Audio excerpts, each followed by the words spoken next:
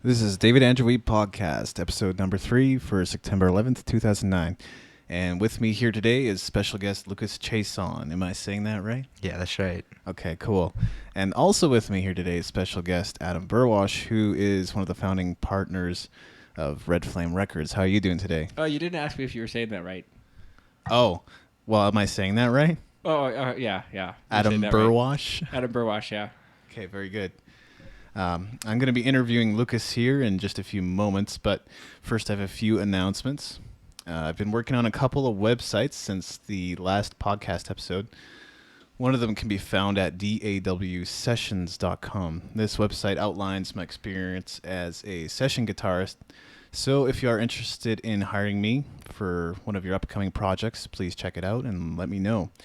You can also reach me directly at david@dawsessions.com. I think I had something like a dozen people tell me that I should look into session playing, so I thought I would get a website up and make myself available for that. The other website I've been working on can be found at dawinterviews.com, and some of you may already know that I've been interviewing a variety of musicians, composers, and entrepreneurs. I rather enjoy interviewing people in the music industry because it gives me a lot of insight into promotion, marketing, and a variety of other subjects. So if that sounds like something you might be interested in, please check it out and let me know what you think. Again, it can be found at dawinterviews.com. So again, with me here today is local songwriter Lucas Chaisson. I first met Lucas at Alberta Music Industry Association Songwriting Workshop. And we were in the same songwriter circle. So I was rather blown away by your songwriting skills, especially, being so young. You're 15, right? Yeah, 15. So tell me what it's like to be a minor in the music industry. You must not be able to play a lot of bars or anything like that, so... Yeah, in Calgary it's kind of tough with, I think the Ironwood's good as far as youth playing it go. Mm-hmm. And the Ship and Anchor has a cool license like that too. But even like jams and stuff are tough to get into when there's alcohol served. So what are some of the other alternate venues that you play at? I play a lot of shows at small theaters and folk clubs, festivals and stuff like that. And actually where I'm from Cochrane.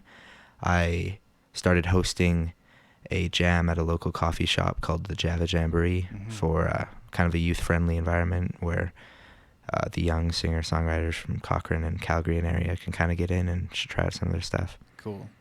So you've found some decent alternatives here and there as far as venues go. Yeah. It's been it's tougher, but it's still been working out. What inspires you to write your songs? Oh, wow. It comes from everywhere. I can't explain what a lot of my songs are about, but if I really pick a part of them and analyze, I guess I can find deeper meanings in them. Mm-hmm. So name some of your musical influences. Martin Sexton's definitely a huge one. And guys, old blues guys like Honey Boy Edwards and people like that, just, I don't know, roots and stuff.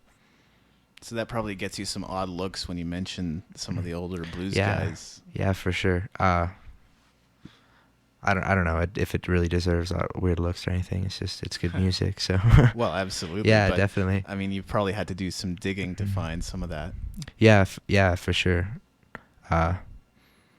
Just a lot of it's just people that friends and other musicians have mentioned to me, and I've checked them out, and I've really started to like them. So cool. Name some of your, driving influences or driving force behind your music. What keeps you going?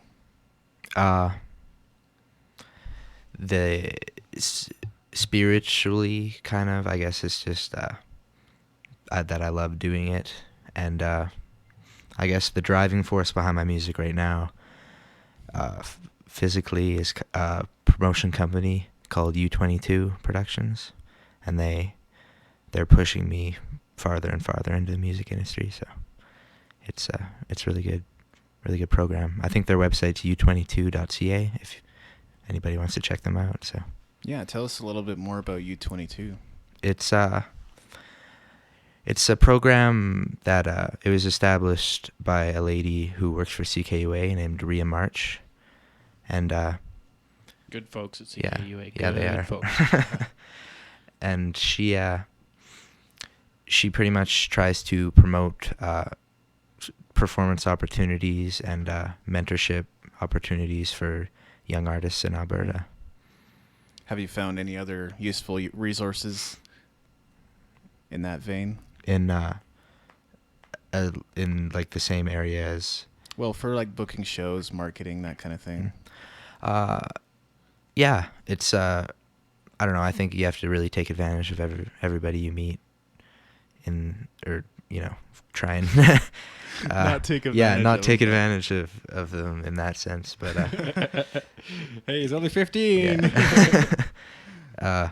Yeah, just everybody can help you out in a way, so Totally. Yeah, there's a lot of people out there doing different things, like me, doing a podcast. yeah.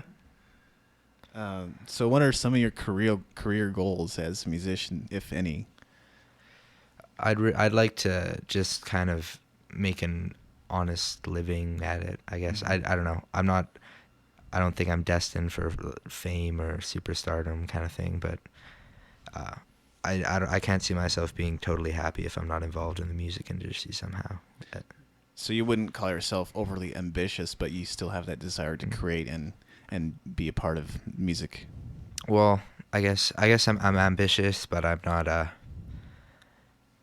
the prospect of making a living making music entices me a lot more than the prospect of fortune and fame kind of thing. So whatever happens. So what would you say to a production company that said to you, "Hey, we love what you're doing. We love this. We love that, and everything." And then but we want you to change this or something for a little bit more market appeal or something, because there's always going to be a little bit of that maneuvering. But how do you figure out where the line is between, okay, I'm willing to maneuver a little bit versus, oh shoot, I've just sold out. That's a tough question. It's kind of it's a thin line, I guess. But if there, I don't know. It's if I in the end can contain or retain like artistic integrity and control of what I'm doing, then I think that's it's a good deal to make if it's gonna get my name out there. But I wouldn't want to drastically change my music or hand over my my stuff that I've produced creatively to a production company and let them toy with it, kind of thing.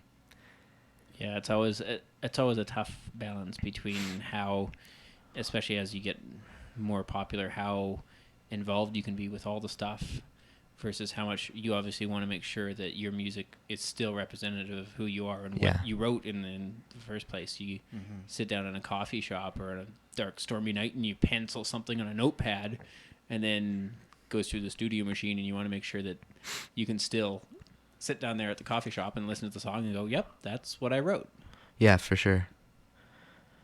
Yeah, that's cool. Where do you see yourself 10 years from now? I know that's a big question, but obviously you're still going to be doing music. I get that. Where do you see yourself? That's not fair. You're asking him about 2/3 of his life right now. Yeah, but he's an old soul. I don't know. I'm right now. The plan is after grade 12 to do kind of a Canada-wide thing, and then come back and Like a tour? yeah. That's awesome. If that doesn't just skyrocket right off the bat, maybe come back and get something to fall back on. But at 25, I definitely hope to be touring, to be, I don't know, a well-known name in Canada and touring some other places, exotic places, seeing the world kind of thing. Cool. Yeah. Exotic places like Saskatoon. Oh yeah, Saskatoon. There's a lot of those. Saskatchewan River. Nordegg, that's a big one. Oh, Nordegg. The folks. Shout out to the folks in Nordegg. All right, well, let's talk a little bit more about your music. Would you consider guitar your primary instrument? That guitar is definitely my primary instrument. Do you play any others? I fool around on some. I can play harmonica. I can play bass guitar, but I guess I consider that guitar. And yeah, guitar is definitely my main instrument. And your voice? My voice is also a main instrument, I guess. Also an important part of what you do, since you're very much a songwriter, right? But I'm also blown away by the fact that you can play guitar really well, especially for your age and the amount of experience you've had. You've played for about 3 or 4 years, right? I've been playing for 9 years now. 9 years, okay. So that's significantly more than I thought. A little bit more longer, I guess. But you'd started really young, so I mean, did you pick it up pretty quickly at that age, or? It was pretty bad, actually. I played with my thumb, I think, for the first 3 years, solely my thumb. I've done that. And I think my classical, I did classical training up until grade 5 RCM. So I think that definitely helped. Cool. A lot with technical skill. Are you finding good support from your parents and all that kind of stuff? Oh yeah, for sure. They're really supportive of what I'm doing. Always willing to drive me wherever I need to go. So. Awesome. Any other people that have helped you along the way? There's way too many people to name, but everybody who's helped me get in to play a place, or just giving me kind words after hearing a song, or come out to see me play. I think they're all important. So very cool. Yeah. Well, we're going to take a quick break from this interview. Adam, do we have any Red Flame announcements at this time? Red Flame announcements at this time. I don't have a script in front of me, so I'm just going to have to do this off the cuff. I don't believe we have any major Red Flame announcements. No, I guess This is not. the exciting segment of the show in which the announcements are not being made. Stay tuned for further Red Flame announcements next week, or maybe not. Or maybe not. Yeah. But we finally have this podcast up and going, so that's pretty exciting and that's pretty sweet. So, Lucas, I'm going to get you to play a song here in a couple seconds, but first tell us about the song that you're going to play. I think the one I'll play is one I wrote a while ago called Tip of My Tongue, and it's just a really rootsy inspired tune, so yeah.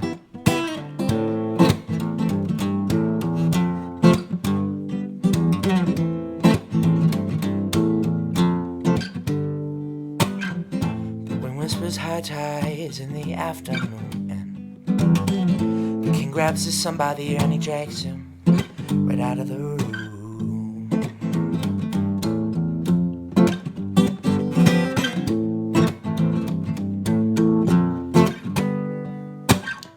The girl across the hall takes a long blonde strand of hair and moves it out of her face, and you take her by the hand, you say, honey, let's get out of this place.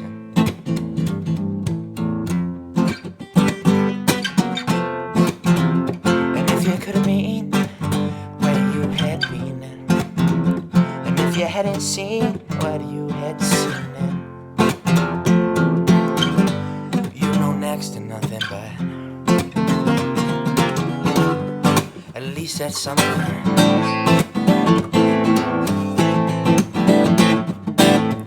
Sometimes I wonder where the sun goes when it turns you not out.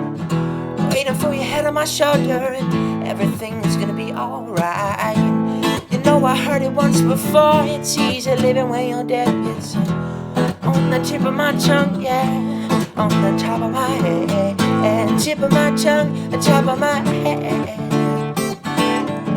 Tip of my tongue, top of my head. Tip of my tongue, top of my head. Tip of my tongue, top of my head.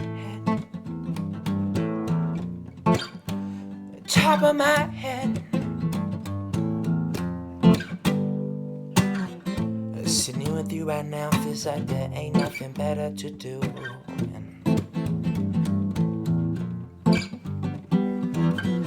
The clear clothes and matches of mine is so easy to see right through you.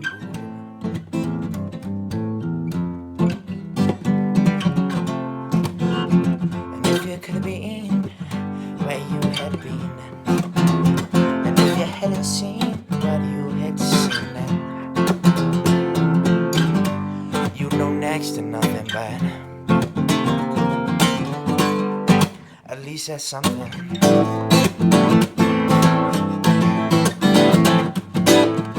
Sometimes I still wonder where the sun goes when it turns to night. I'm waiting for your head on my shoulder and everything's gonna be alright. You know I heard it once before, it's easier living when you're dead. It's on the tip of my tongue, yeah, on the top of my head, tip of my tongue, top of my head, tip of my tongue, top of my head, tip of my tongue, top of my head, tip of my tongue, top of my head.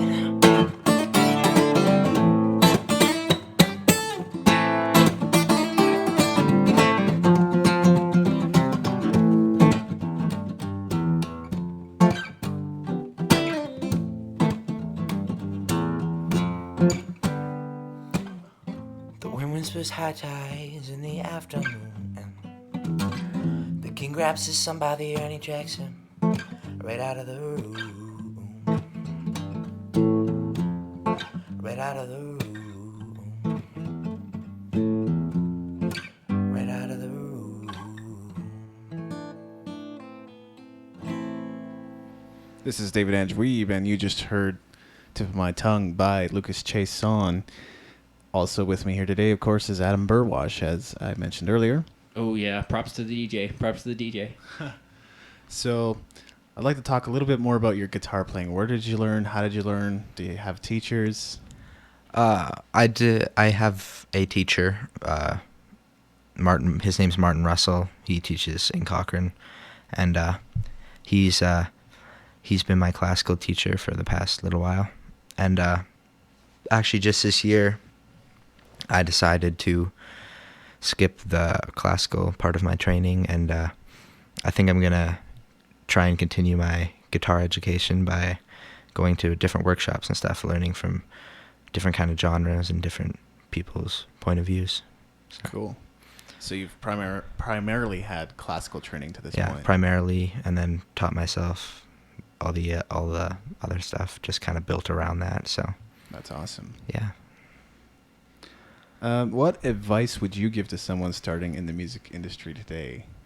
This might be a little bit of a tough question because you're just getting started yourself. I think I'm just starting myself, but I guess just play wherever you can. There might be someone in the audience at this terrible gig that you hate playing at a coffee shop or whatever, that can get you another gig at another coffee shop that kind of builds up after that, maybe. Yeah, there's no such thing as a bad gig. Well, I don't think there is. Yeah. Yeah, that's a really good point. Tell us what your impressions are of the Calgary music scene. I think there's a lot of great people as far as artists go in the Calgary music scene, but I think it's a lot harder to showcase those artists as opposed to even just the scene in Edmonton. It seems like artists are a lot more easily showcased and more easily, yeah. So you find it a tricky city to It's kind of it's a tricky city, but at the same, I think if you're a great singer-songwriter, you're a great session bass player, whatever you do in the music industry, you're gonna get out of it if you're good at what you do. So you've had a chance to see a bit of the Edmonton music scene as well? Yeah, I have just through U22, and it's it's a really vibrant arts scene up there in Edmonton. Mm-hmm. Yeah, I've heard a lot of the same stuff actually from a lot of people. In fact, I recently had a promoter come to me, and we were talking about a tour he was running, and asking, he's like, "Well, why don't you stop by Calgary, great city and everything?" And he kind of looked at me and he said, "Do you realize I can get 1,000 people out in Edmonton?" He says, in order to get the same amount, he said, I'd have to spend 10 times more on advertising to get the same amount of people out in Calgary. It's just, the culture is a little bit different. People in Edmonton enjoy live music and like going out to see it and stuff like that. So, yeah, I hate to be bashing Calgary, but it's a great city. Yeah. But even in it's a weird, just the Western kind of theme that we have going on. Not primarily, Calgary's kind of shying away from that even, but in the surrounding towns and everything, it makes it there's a lot of great country singers in town. Yeah. And, so if you do well-known country covers, great. But yeah, there's a scene for sure. beyond that. Yeah, there is. And part of it also is, I think, for a number of years, honestly, Calgary didn't have that good of a scene, and now the artists are really developing. Yeah. Like, I'm seeing artists in Calgary now that 5 years ago everyone went, well, you had one of those guys, and now we're getting, like, you're going to coffee shops and you're seeing amazing guys that have wonderful voices and that are amazing singer-songwriters, and that have, like, some of them have 3, 4, 5 major label releases behind them and stuff like that. So it's I think the people of Calgary are still just getting used to the fact that this is a city where you can still go for an amazing night out, and you can go to a coffee shop, or you can go to a restaurant, or you can go to a club or something like that, and you can find some amazing local music here. That's right. There's some for sure. Even just out of the people that I've met musically throughout my very short endeavors, but like guys like Random Task Collective, they're I don't know, they're all like 16-year-old kids, and they're playing with the Arkells, and Michael Bernard Fitzgerald's, he's pretty big in the city and stuff, and I think it's definitely going to take some time to get used to all the great live music, but I guess it's a blessing as well. So yeah, it's always interesting to hear the different vantage points of how people see the Calgary music scene, and on the whole I agree, it's can be kind of a tricky city sometimes, but yeah, it's a great place. It's a great place to be. You have a gig coming up in Edmonton, don't you? I do. So tell us a little bit about your upcoming gigs. Next weekend, which would be the 18th, 19th, and 20th of September, I am playing up in Edmonton at the Royal Alberta Museum as part of U22 Fest, and part of that will be I will be filming a TV special for CBC, and it's awesome. Yeah, and there'll be workshops by Carla Anderson and a bunch of great people on the Saturday, and then Sunday night another concert. So it should be a great weekend. It's part of National Arts Day, or Alberta Arts Day. Yeah, that sounds like a blast. So do you have a website? You have a MySpace, obviously. I do have a MySpace. You can visit me at myspace.com/Lucas Chaisson Music. And if you want to become a fan on Facebook, you can just type my name into the Find a People bar, and I will pop up. Find a People bar. It's the only bar he can go to, folks. So yes. Make sure to take advantage of that. Well, yeah, you'll see the spelling of his name in the show notes. Actually, it'll be the title of the podcast, so it should be pretty obvious. But so, what are your thoughts on the music industry at large? Yeah, everything seems to be changing a lot right now. I mean, maybe you haven't seen a whole lot of that, but you probably are aware that it's changing. It is. I don't know if it's changing for the better or changing for the worse, but I do like that there's a lot more independent labels springing up everywhere, and artists starting their own labels, trying to make it there without record company money kind of thing. And I think that's a pretty big thing to be happening. Yeah, it's interesting because the access to resources for artists is that an all-time high. It's fairly easy for most people to get together kind of enough money to put together even your own studio, produce a lot of your own content, release it, distribute it. Especially with iTunes, the distribution game has gotten way easier to play. Yeah, It's easy. for sure. It's easy to get your music out there. Yeah. Totally. On the flip side, however, it's become really hard to market your music and to actually get it out to fans, because getting into iTunes is like, yeah, you're one of millions and millions and millions of tracks. Yeah. And unless people really find you, so they're not going to be seeing your music. And it's also the same thing with getting on the road and getting on tour. There's a lot of people trying to do it right now, and there's a lot of good talent. But it still seems to me that the good talent, the really good stuff, starts to rise among that, and it doesn't matter as much the location. You're seeing people that are listening to stuff that comes out of Montreal, and then listening to stuff that comes out of Seattle, and then listening to stuff that comes out of Hong Kong. Yeah. Variety stuff. Yeah. So sure. yeah, it's crazy now. It used to be there was, okay, this genre, and you market yourself to this genre, and you do that, and now it's you put yourself up, and you hope that people love what you're doing, and you know there's people out there that love what you're doing, but finding them and connecting with them is can be a little difficult sometimes. Yeah, the music scene, it seems to be primarily run by musicians now. The corporate types are kind of going the way of the dinosaur age, and that's why there's so many indie labels, and software and hardware is becoming a lot more affordable for recording too. So it allows for a lot more opportunities in a sense. Do you feel that's a good thing on the whole? I do in some way, but on the other side, there's a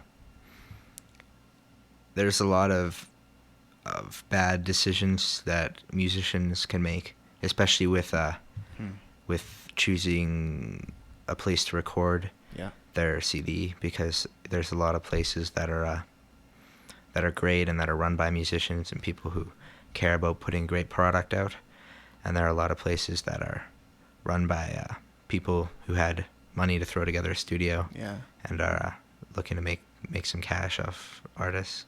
Yeah, to all those people who are looking to make cash off artists, I got to tell you, the recording industry is not a good place to invest your money. No. Bury it on Wall Street somewhere, please. Just do us all a favor. Yeah. Music is kind of a funny thing going on with that, where people can just kind of throw around the money and put a studio together, and they don't really care about the artist or the music. And that's gradually that's also going the way of the dinosaur age, but it does seem to be a prominent problem, at least here in Calgary, where the oil industry and people have a lot of money to kind of throw around. But yeah. All right. We're going to move on to the next segment. We're going to get Lucas to play another song. Tell us a little bit about this one. This one is called Looking Glasses, and it's kind of it's two songs that I wrote, and I spent the longest time trying to make songs out of the both of them, so I decided just to put them together in one song. So it's called Looking Glasses, and it's a pretty fun song to play. Late at night, I'll stare into our room's eyes, looking for something I don't regret. Tip of my pen, and I'll be the one to tell when your heaviness reach my hell. You're moving so quick and slight. Well, maybe we're wrong, and maybe you're right. And if we could see us through a looking glasses, then maybe we could see past it and live again. Yeah, if we could see us through a looking glasses, then maybe we could see past it and live again.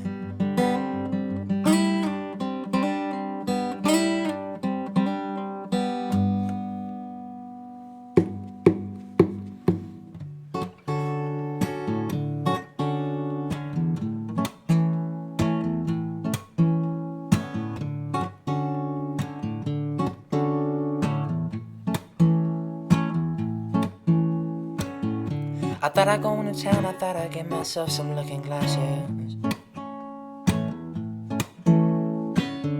And I was thinking, I was hoping that maybe we could get past this.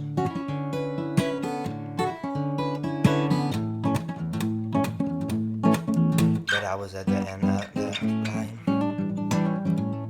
I was rolling nickels and dimes. I was at the end of the line. I was rolling nickels and dimes.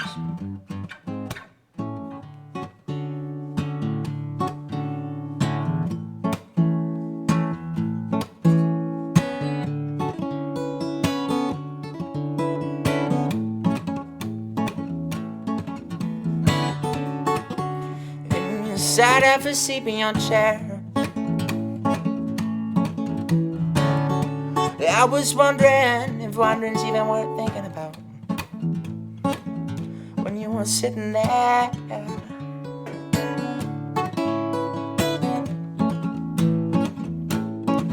But it's a moment in time. Oh, it's a moment in time. And the bass plays a line.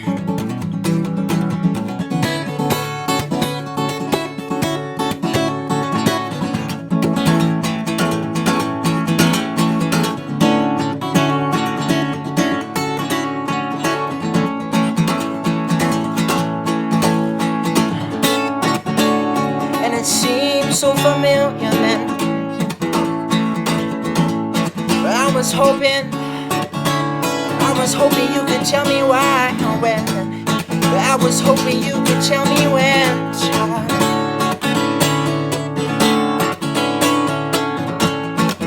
I was hoping you could tell me when, child.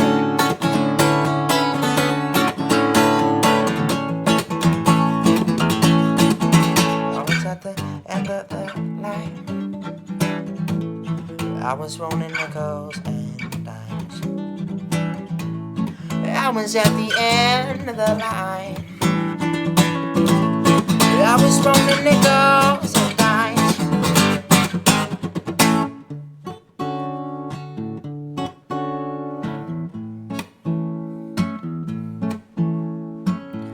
I thought I'd go into town, I thought I'd get myself some looking glasses. And I was thinking, I was hoping maybe we could get past this.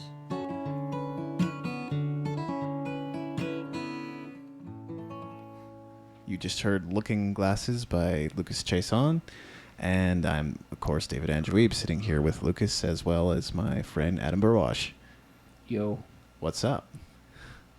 I know. We've worked together for far too long for this dialogue to be anything but funny. Of course, to all of you listening, we apologize for the inside jokes, the 300 of which you've missed so far in this episode. Yeah, that's right. Any closing remarks, Adam? Oh, a big shout out to my brand new wife, Megan, of course. Indeed. I couldn't leave without that. So I've been out of the loop on honeymoon and everything, but you'll be hearing more from me in the upcoming weeks and months as Red Flame starts rolling into high gear. We got some stuff I can't quite talk about yet that's exciting, though. Yeah, we got some good stuff on the way. Lucas, any closing remarks on your part? I guess I'll give a shout out to anybody in Edmonton if they want to come down and check out that Royal Alberta Museum gig, and to anybody who checks out my music and digs it, there will be a CD on the way. So if you can find a way to contact me through MySpace, Facebook, or you can email me at lucassamuelchaisson@hotmail.com, I'll make sure you get one. Awesome. Thanks again, Lucas. You've been listening to the David Andrew Wiebe podcast, broadcasting from Calgary, Alberta.